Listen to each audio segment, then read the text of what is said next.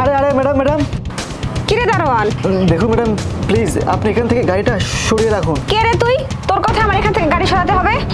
দেখুন ম্যাডাম আমি এই কোম্পানির সিকিউরিটি গার্ড, আর ম্যাডাম আপনার গাড়ি যদি এখানে আমার সারাশি দেখে তাহলে আমার চাকরিটা চলে যাবে। ম্যাডাম প্লিজ আপনি এখান থেকে গাড়িটা সরান। তুই যে মালিকের কথা বলতেছিস না, সেই মালিকের ওয়াইফ আমি।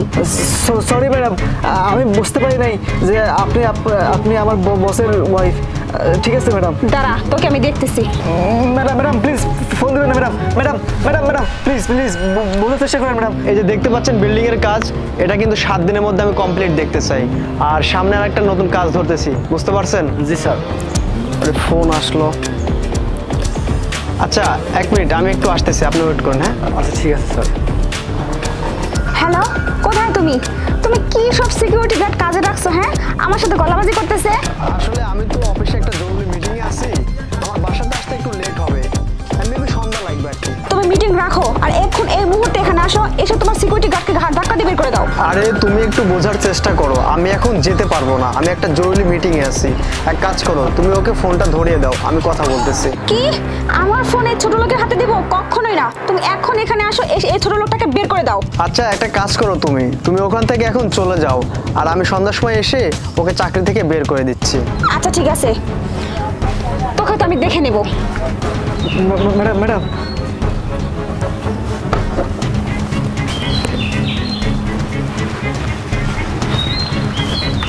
স্যার আপনি আমাকে ডেকেছেন? হ্যাঁ আশিক, আমি তোমাকে ডেকেছি। তুমি নাকি তোমার ম্যাডামের সাথে বেয়াদবি করেছো, এটা তো শুনে আমার কোনোভাবে বিশ্বাসই হচ্ছিল না। স্যার এতে আমার কি দোষ? আপনি বলছিলেন যে ওই জায়গা থেকে গাড়ি রাখলে পরে ওখান থেকে সরাই দিতে। ম্যাডাম ওখানে গাড়ি রাখছিল, আমি ওনাকে বারণ করছিলাম, এটুকুই দোষ স্যার আমার। আমি তো সব কিছুই জানি না, আর এখন তোমাকে যদি চাকরি থেকে বের করে না দেই তাহলে তোমার ম্যাডাম তো আমার উপরে রাগ করবে। স্যার আপনার যেটা মনে হয় ওইটাই করুন। আসলে কি স্যার, আপনার এখানে চাকরি করায় এখান থেকে যা বেতন পাই ওই টাকা দিয়ে আমার ছেলের চিকিৎসা চলতেছিল। এখন আপনার ইচ্ছা, আপনি আমাকে চাকরিতে রাখবেন কি রাখবেন না, এটা আপনার ইচ্ছা। তুমি তো আমাকে খুব বিপদে ফেলে দিলে। এদিকে তোমাকে যদি চাকরিতে রাখি তাহলে তোমার ম্যাডাম আমার সাথে রাগারাগি করবে, আর তোমাকে যদি চাকরি থেকে বের করে দেই তাহলে তোমার ছেলে তো বিনা চিকিৎসায় মারা যাবে। আচ্ছা এক কাজ করো, আমাদের ওই যে আরেকটা ফ্ল্যাট আছে না, ওখানে তুমি কালকে থেকে জয়েন্ট করো, বুঝতে পারছো? ধন্যবাদ স্যার আপনাকে।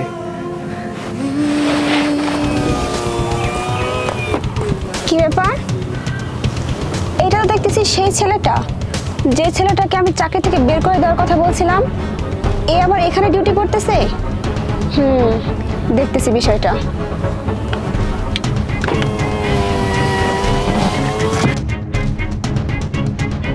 আরে তোমার কাছ থেকে আমি এটা আশা করিনি। আরে প্রিয়া, কি আশা করনি?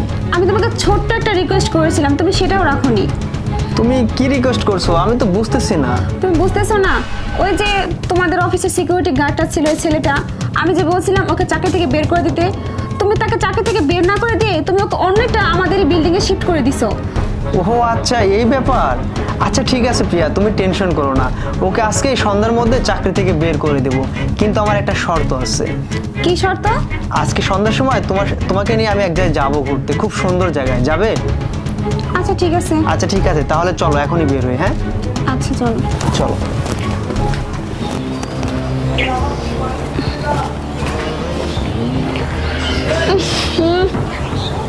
আরে এটা তুমি আমাকে কোথায় নিয়ে এসছো? কি নোংরা, কি বস্তির মতো দেখতে জায়গাটা।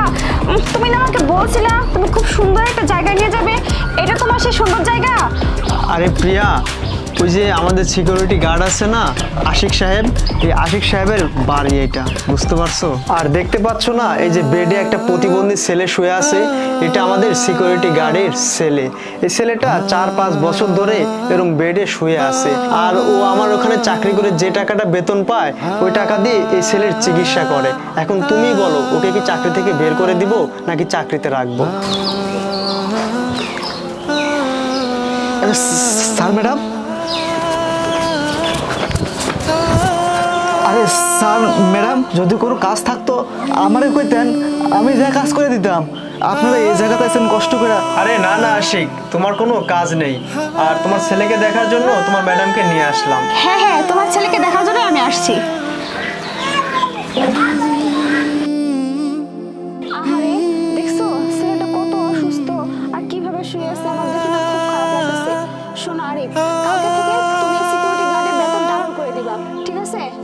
আশিক, তোমার ম্যাডাম যেহেতু বলছে কালকে থেকে তোমার বেতন ডাবল, বুঝছো? ধন্যবাদ স্যার আপনাকে। স্যার আপনি আমার যে ভালোটা করলেন স্যার, আমি আমার পোলারে ভালো মতো চিকিৎসা করাতে পারবো। ধন্যবাদ ম্যাডাম আপনারে, আল্লাহ যেন আপনার ভালো করে। আচ্ছা আচ্ছা ঠিক আছে, তুমি কোনো চিন্তা করো না, তোমার ছেলের চিকিৎসা ভালো মতো করো, ঠিক আছে? আচ্ছা আশিক থাকো, হ্যাঁ কালকে চলো অফিসে আরিফ, চলে এসো। আসো। চলো। পোলায় ওটা ওলা, তোর চিকিৎসার ব্যবস্থা হয়ে গেছে ওলা, তো ওখানে থাকতেই ওরা, তুই এখন সুস্থ হয়ে হাঁটতে পারবি।